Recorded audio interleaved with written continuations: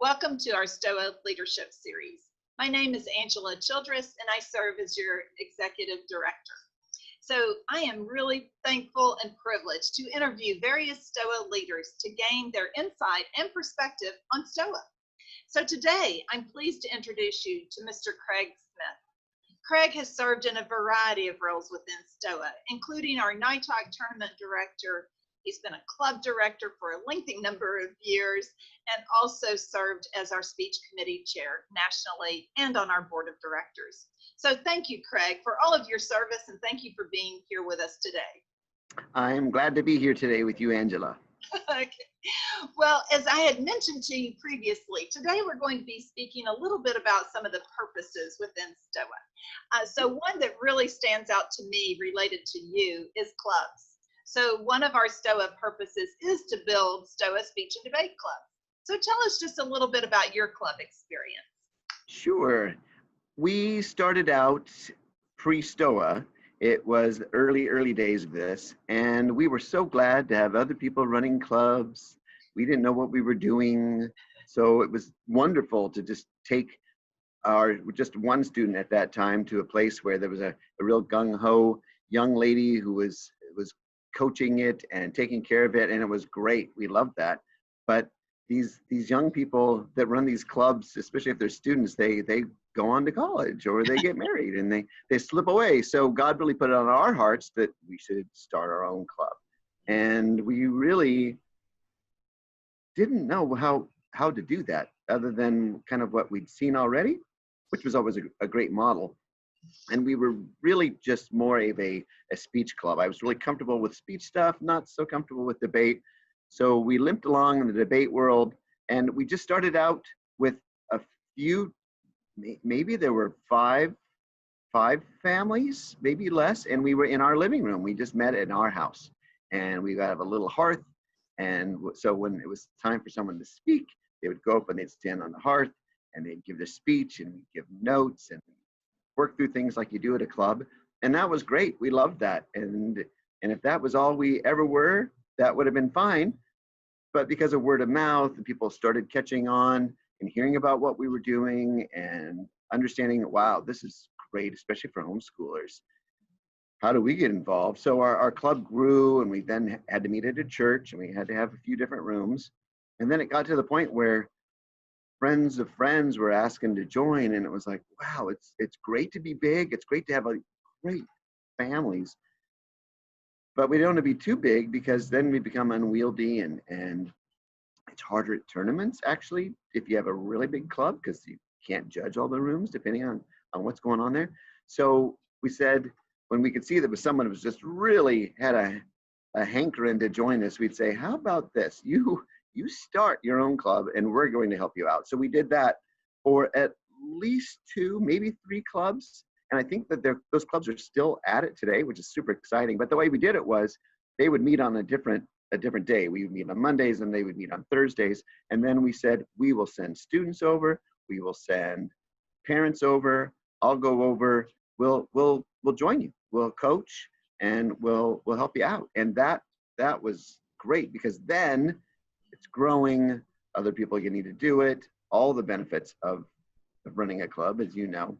Yeah. So we did that for a while, and we're still open to doing that too. And our club size, depending on family size, people moving, people graduating, it can vary from time to time too, as far as how big we are, how strong we are.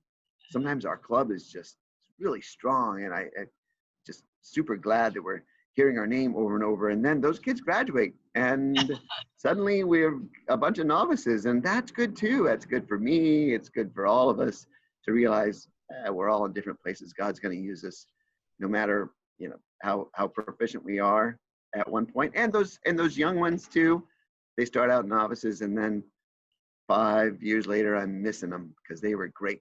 So yeah, what a wonderful club experience. I'm so thankful you're still continuing with your club. So and people, we don't have any of our own children in this anymore, haven't for a few years.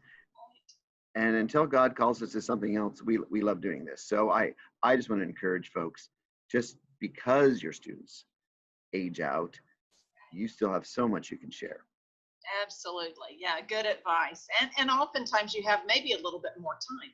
So Right. It's a true. little bit. True. It's, yeah, less stress when it's not your own children. That's right.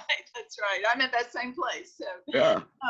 well, as you know, another founding principle and founding purpose of STOA is to facilitate opportunities for competition and training.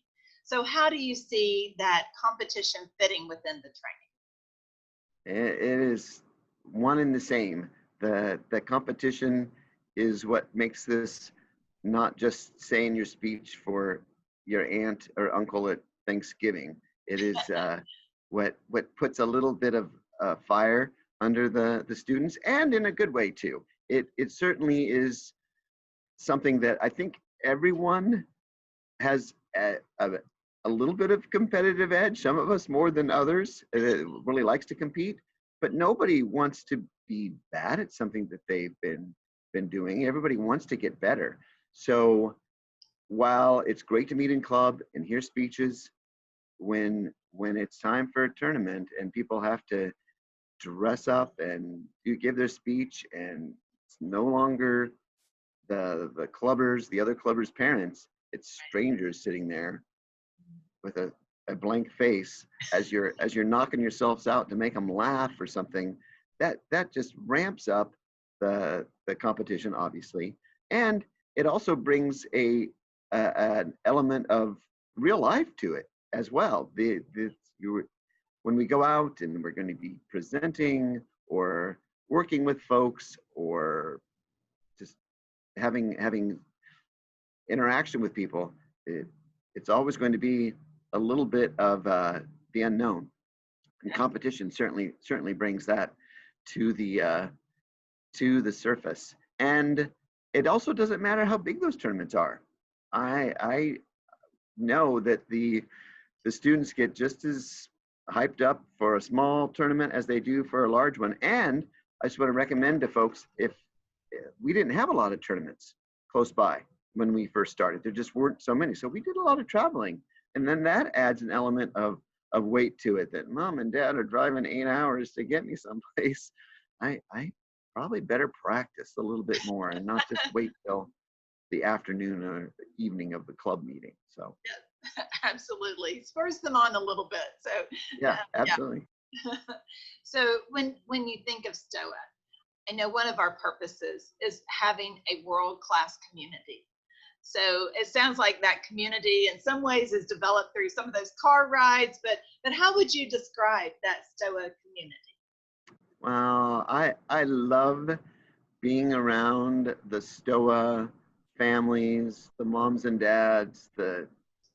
I just, my favorite times are at tournaments where we're hanging out and being together, and it's because of this. We go to the tournaments to compete, and we got a bunch of clubs, and everyone wants their club to do well, but we're all on the same team. We're all on the same, and again, that's a T, like a capital T, like the capital C in Christ Church. We're all together, and we're working on this for a singular advancement of Christ's kingdom. So even though we go and we compete and we want our children to do better, and we feel great about that, they maybe top somebody else, we know in the next tournament we're going to get beat, and that's okay, because we're in this together, we're striving together.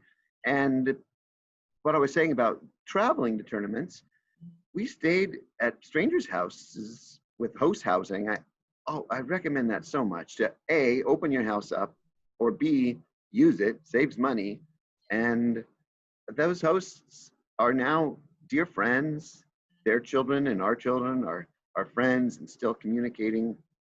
And it just builds and builds, right? It just builds and builds. One of the things I love at a tournament is seeing my clubbers hang out with other folks. I have no idea what club they're from, what state they're from, and yet here they are, building each other up and making friendships that will truly last for a lifetime. We've had a number of don't do it for this reason, but there's a lot of STOA marriages out there too. from different clubs, there's a whole lot. It seems to be more and more. It's like, oh, a wedding invitation. Where'd these kids meet? So we like the Stoa community, and we like it growing. Yes, yes, absolutely. So I know there's so many ways that we get to meet with each other. Some people have this idea homeschoolers don't meet together. This obviously is a Oh very yeah, different kind of community that yes, shows how we do. often we enjoy each other's company. But another way is also in equipping our coaches. I know that's a STOA purpose that we take very seriously about equipping our coaches so that they can equip others. So tell me a little bit about just how you see that equipping taking place and some of the excellence within that. Absolutely. I have found that there's so much sharing between coaches, parents. What do you do at your club? Oh, that's a great idea. That's fantastic. We're going to do that. And I don't think any of us consider it stealing. I think we all consider it sharing. And boy, things like the Stoa Academy, what a resource that just gets better and better every year. This year it'll be different, or it's been different depending on when someone's watching this. But it'll be great because the people that are sharing are giving the things that they've learned through the years, things that have worked for them. I've been able to share a few times at Stoa Academy, and I'll take a look at my old material and go, I never do that. That doesn't work. But then I'll add in the things that I've discovered and I've learned. And it's funny too, Angela, because my students will go, Coach, you're telling them all your stuff. You're telling them all your things you do. It's like, yeah, I want you to be better. Let's ramp up the competition around this place. Let's. Yeah. I'm happy to share it because again, we are all helping each other's students, each other's children get better at what they do, because that's what it's about. And as far as the training, it doesn't have to happen just at the Stoa Academy. Great place, incredible place to do it. Lots of clubs do a camp, and most of the time that is done like as an orientation, bringing in the new folks, novices, letting them know what in the world, what is an OI, right? And so those are great, and those don't even have to be complicated. That could be one day. I just want people to know that the training, while you have these incredible seminars and camps that are put on week long at colleges, and they're amazing, and people come back with just so excited from those, that's fantastic. That you can have just a small one, invite a couple clubs, just your club again, you want to do it like an orientation, that never stops. I think everything we do, we seek to promote a biblical worldview. So as a leader, why has that been important to you? If we're doing it for any other purpose, then that's too bad. That's the foundation. It's probably, if you ask folks why they're homeschooling, it's going to be because we want our children to be raised in the admonition of the Lord. And with Stoa, that, and sometimes we forget, sometimes the competition gets a little heated. Sometimes, things, people forget why we're doing this. But ultimately, I know that we all have that same goal of training up these amazing children of ours and helping them be that much more of a disciple and that much more of a person that can continue to grow, bring others along, and make this world realize that they have a need for Jesus that maybe they never had before, they didn't know. But we're raising these persuasive and winsome and joyful, most of the time, children to go out there and further that kingdom. That's what it all boils down to. Absolutely. So, well, you've shared much, but I'll just ask you about benefits. I know one of our purposes is also to share the benefits of homeschool speech and debate with the homeschool community. So what kind of benefits have maybe you and your family experienced from STOA? We have 6 children, and through the years, they all have participated in the world of homeschool speech and debate. Some took to it, did great, they loved it. Others, they were eh, eh, doing it more for the social value. And again, there's nothing wrong with that, but they love the tournaments, they love being around other students, but it really wasn't their thing. And they might break, they might qualify for night talk. That was a plus, because as your family's going, you're not just having one competitor in the group. We had a few years where we had three people, 3 students in different ages doing it. The as far as the benefit of that, the funny thing, Angela, is the one that was probably the least interested in it or the least proficient in it is now a teacher at a private Christian school, and has run little speech tournaments and has taught different things about debate. And we just think that's just so funny, because he probably was the one we would not have guessed would have taken this on. But he's a teacher. He's speaking every day at his job. And it was something that it didn't initially come naturally to him, but he was comfortable doing it. And again, the benefits go beyond just the skills of the speech and debate. They are that interaction, the ability to think on your feet. Oh my goodness, when you working, and maybe I'm doing interviews with folks either coming into the place where I work or looking for advancement, and I'm sure that 85% of our STOA kids would do better in a lot of these interviews than folks that are out there, just because they're comfortable, and they're comfortable talking, thinking on their feet. They're prepared. I think it was Mark Twain said that it takes 2 weeks to prepare a good impromptu speech. And that just comes from the idea that you have things to share, you have things to say, you're ready with an answer. We're supposed to be ready with an answer, right? And those are just a few of the benefits. Wow. Yes, so many that I'm sure that you could name, but thank you very much. So, well, a final question, Craig. In what ways do you see STOA achieving its mission of training homeschool students to speak boldly and change the world for Christ? We will just keep seeing that. That's not an end. That's an end goal, but it's not one that we're going to see. Did it? Brush our hands off, right? Right. So the things that I am excited about are where some of our children have ended up, some of the places they're working, and just another quick plug for the STOA alumni group. That's great. What's the word they call it these days? Everyone's interacting with each other.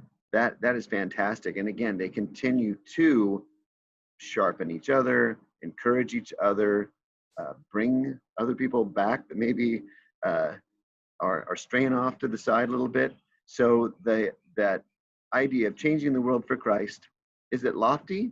Yeah, of course it is. But God has called us to do that. We are called to go out and share the gospel in our little area, and then out and out and out into the world. And that's what we're doing with these students, is they are going out in the world and having the excitement and the thrill and the adventure of living for Jesus and speaking for him. And whether their job ends up being something that's a ministry, or whether it's a ministry because they are in a law firm somewhere, or they are working for a nonprofit in New York City and developing people, and all the things Jesus has called us to do, we can absolutely get a great foundation on how to do that from a communication way with what we learn in good old STOA speech and debate. So very true. We can be a light wherever God places us. So, and STOA enables us to do that. So any final comments you would like to share with our audience, Craig? The experience of being in STOA for a family and for Julie and I as irreplaceable. And can't think of what could have filled it. I, Sports are great. We've had kids in sports. Uh, Robotics, fantastic. It's fantastic. All those things are great. I Nothing has had the ultimate impact of the families and the lessons learned through failure, the lessons learned through, whoa, we really blew that one, and accepting God's forgiveness and grace to move on. All those things are just so many opportunities abound in Stoa that you probably would not get at some of the other things that you can do with a family in a homeschool setting. It's been wonderful. We love every second of it. That's why we're still doing it, and we'll keep doing it till God calls us to do something else. Well, thank you so much for your time today, Craig. I sincerely appreciate it, and may God continue to bless you in whatever you seek to do to glorify Him. Thank you, Thank you Angela. very much. All right.